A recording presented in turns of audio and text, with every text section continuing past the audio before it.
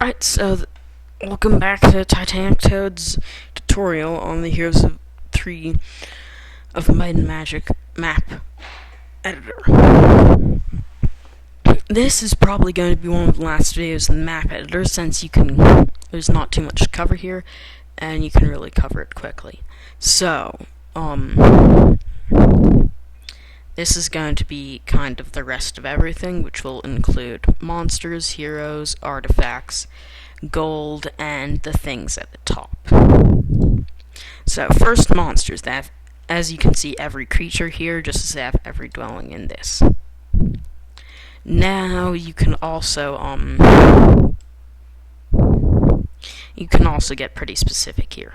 Every single creature, when you drag one over, put it down, peasant's properties. General, quantity, random. You can either make it random or custom. If it's random, it'll just go by what it says right here. Peasants, 20 to 50. Now, quantity does not grow means that it will not increase by a small amount every week. Otherwise, it will, and eventually what was once a few skeletons may, after a year or two of the game, become a legion.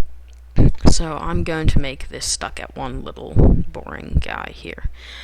The disposition. This is how likely they will be to join your hero. It's generally increased by your diplomacy skill. Or no, that's kind of selling out creatures. So this, compliant. That means they just join you right away. You could run into a compliant group of 100 archangels with one goblin and get the 100 archangel.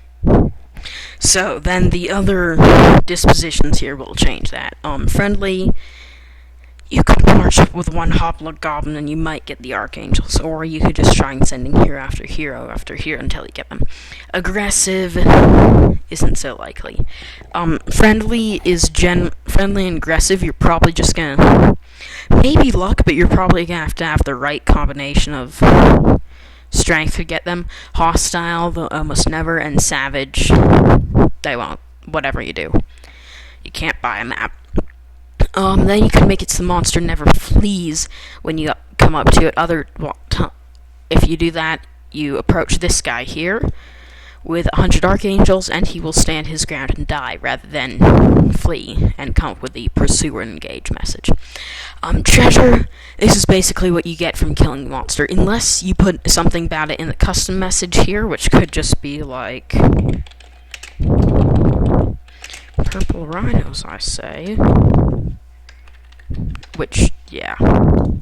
Then you have no idea if you're going to get anything. Usually you don't, but sometimes for quest purposes or just for things, map creators like putting things here and an artifact.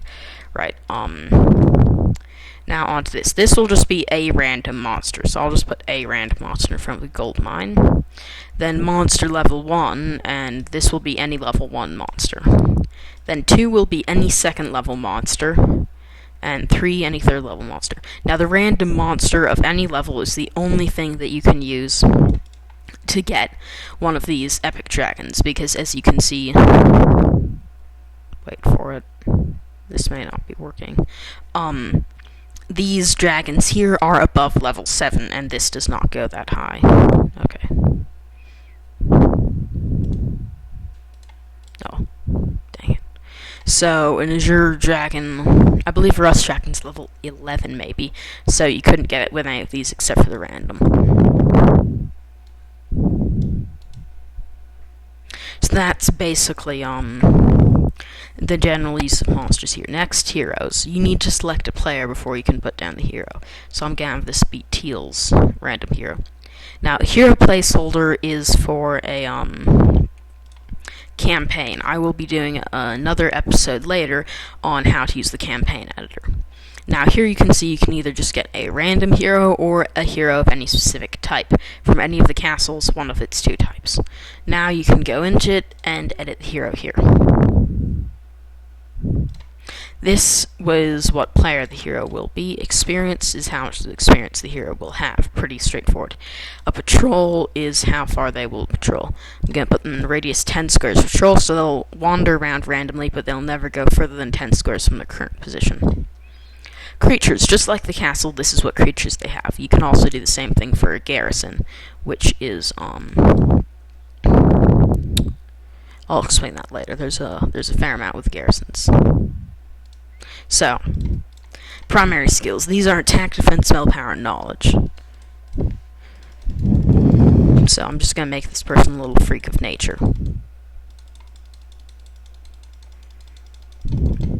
And you can put them to anything. I think there's a limit though. Yeah. Yeah, 19. You can only put a 92-digit number. Secondary skills. Here you can pick just about any of the secondary skills from acromancy to tactics to navigation, which is useless unless you have a map like this, in which case it can be, well, most amazing. So I'm going to give them navigation. Now, mastery, you can either have to be basic, advanced, or expert. You cannot actually choose the specialty of a hero unless artifacts. See, hang on. I'll come back to specialty mode. This gives them a spell book if they're a spell hero, since this is normally not. This is random hero, so it leaves without spell book for now. This just customized. I can add in a whole bunch of random artifacts and whatnots. Add in. This is where I equip it. Backpack is not equipped, and I think. Yeah, then miscellaneous is the other thing. So if I want miscellaneous, I'd have to put in something like Arms of Legion. I could also change Arms of Legion to be in their backpack, so that it is not actually equipped.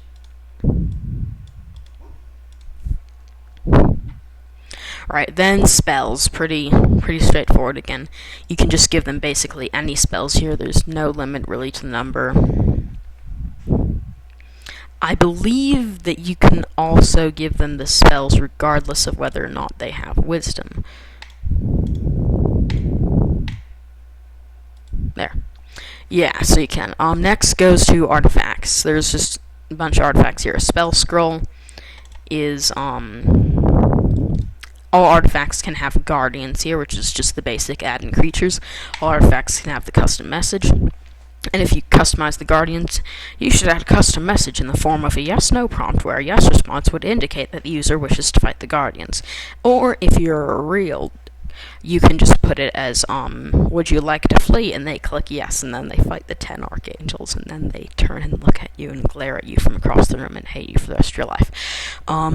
Next, for the spell scroll, I can choose what spell I want to be in here. The rest don't really work that way, since they're not spell scrolls. They give bonuses, and certain ones can be used to create. They use artifacts, which you can just scatter the pieces around for, or put in the actual thing itself, like the Angelic Alliance. Now I'm just going to delete that. Oh, and yes, this little thing here. What's this? It's probably going to fail since my computer's been a little funny earlier. But this just brings up a little help menu. Random monster 3 at the start of the game. This object is placed in monster level. Yeah. Undo. Undoes the last thing. Cut. Pick it up. Paste. There. Copy. Paste. Delete. Find. I can find all these random things that that you've possibly thrown down. Find next.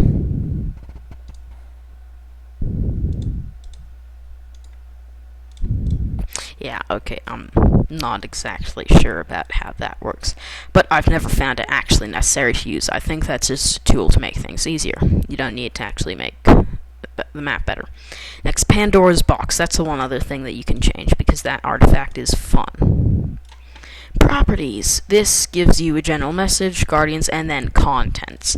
You can put just about anything in here, from experience to creatures to primary skills, or even secondary skills. This could teach you necromancy.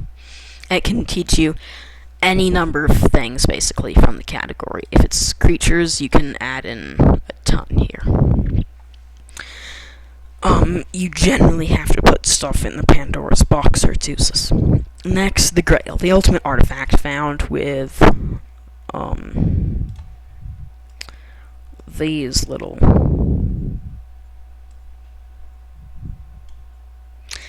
fun things, obelisks. Depending on how many obelisks you put in, the number of obelisks, the amount of map the obelisk reveals, find the Grail.